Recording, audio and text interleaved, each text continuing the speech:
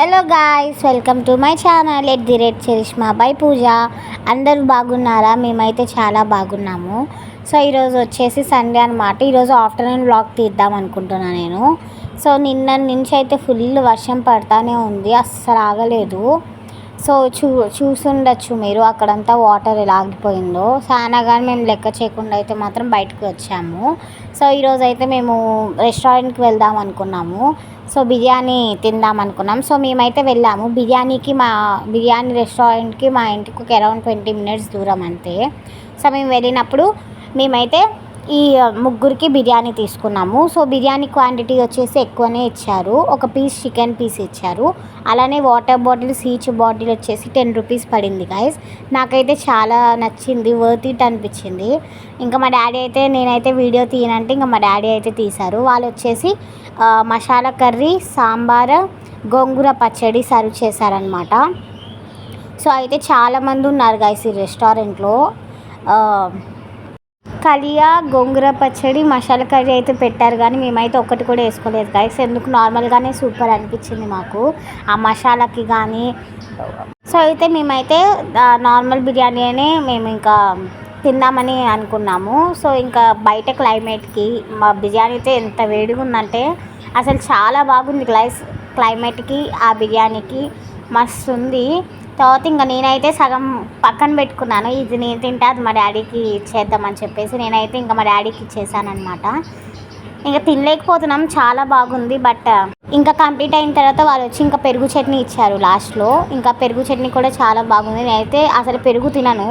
So ఇంకా నేను తినేసి ఇంకా బిల్ అయిపోయింది, ఇంకా బయటకు వచ్చేసాము. సో ఇంకా మా డాడీ ఆటో తీసుకొచ్చేలోపు మేమైతే నడుచుకుంటూ వెళ్ళాం. ఇదే గాయస్ కోహినీర్ అనమాట.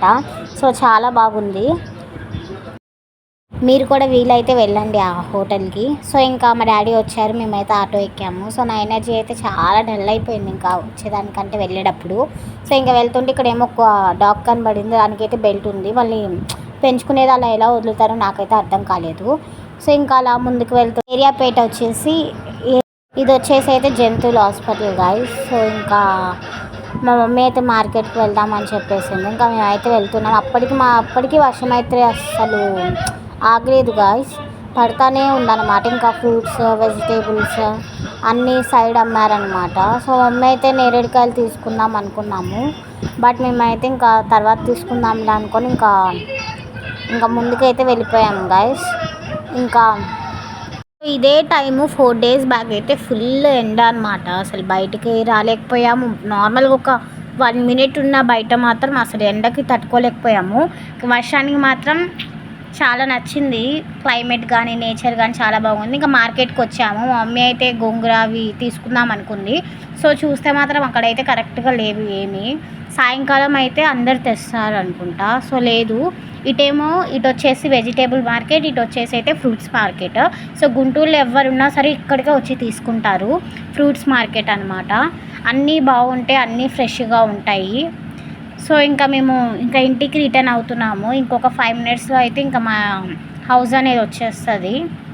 సో ఇంకా ఇంటికి అయితే ఒక 2 minutes డిస్టెన్స్లో ఉన్నామన్నమాట. సో వెళ్ళేటప్పుడు అయితే మా మమ్మీ జిలేబీ అడిగింది అనమాట.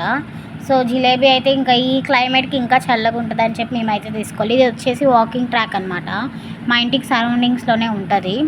సో మేమైతే కొంచెం సేపు ఆగాము, ఎందుకంటే మమ్మీ అయితే సరుకులు తీసుకుంటుంది అనమాట. అది ఎండ్ అయిపోయింది.